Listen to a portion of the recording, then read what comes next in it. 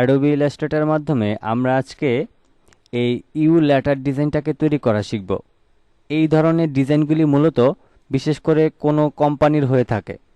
তো এই ডিজাইনটা আমরা আজকের এই ভিডিও থেকে একদম সহজ হইতে তৈরি করা শিখব। তো চলুন শুরু করে দিচ্ছি। প্রথমে হচ্ছে আমরা এখান থেকে ইলিপস টুলটাকে সিলেক্ট করব এবং আমরা স্ট্রোকে একটা ব্ল্যাক কালার দিয়ে দিব। যেহেতু আমাদের সাদা আর্টবোর্ড রয়েছে সেক্ষেত্রে ব্ল্যাক কালার দিলে আমাদের কালার বুঝতে সুবিধা হবে।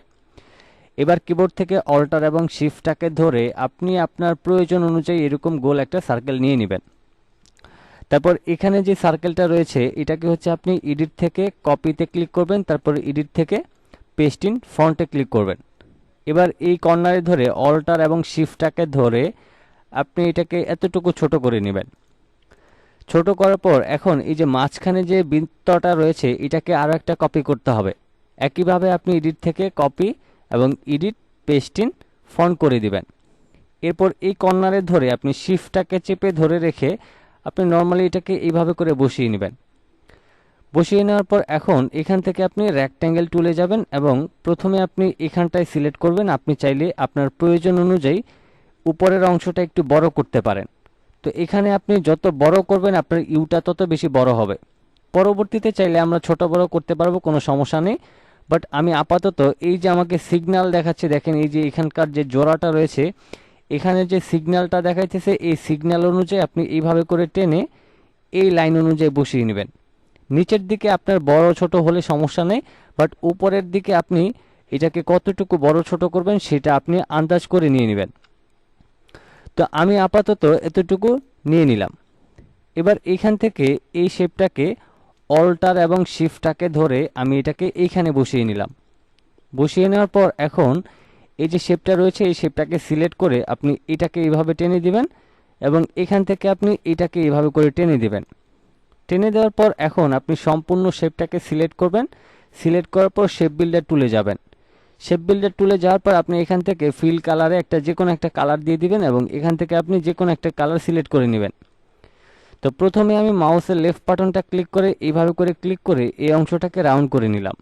তারপর এখান থেকে ডিফারেন্ট একটা কালার নিয়ে আমি এখান থেকে এইভাবে, তারপর এইভাবে, তারপর এইভাবে, ফাইনালি আমাদের ডিজাইনটা কিন্তু তৈরি হয়ে গেল। এবার আমাদের এখান থেকে এটাকে এবং এটাকে সিলেক্ট করে আমরা একটু বাইরের দিকে সরিয়ে নিব এবং এখানকার বাড়তি অংশগুলিকে আমি ডিলিট করে দিব।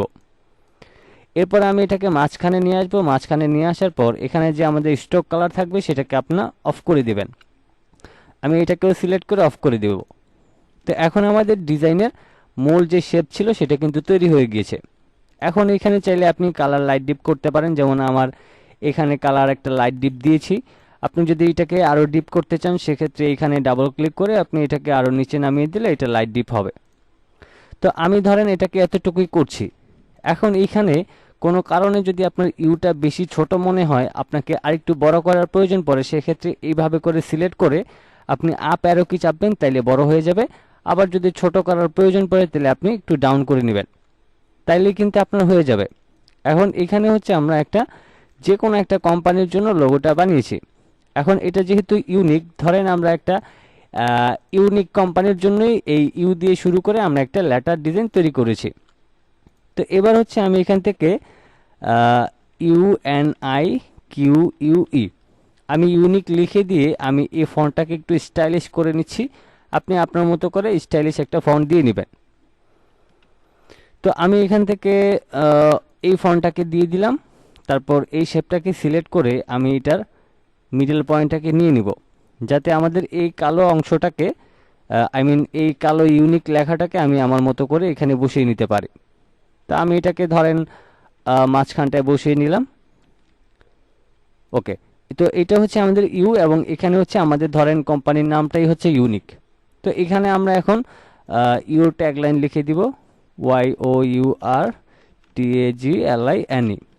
এখন এখান থেকে হচ্ছে আমরা এই ফন্টটাকে মাঝখানে বসিয়ে নিব।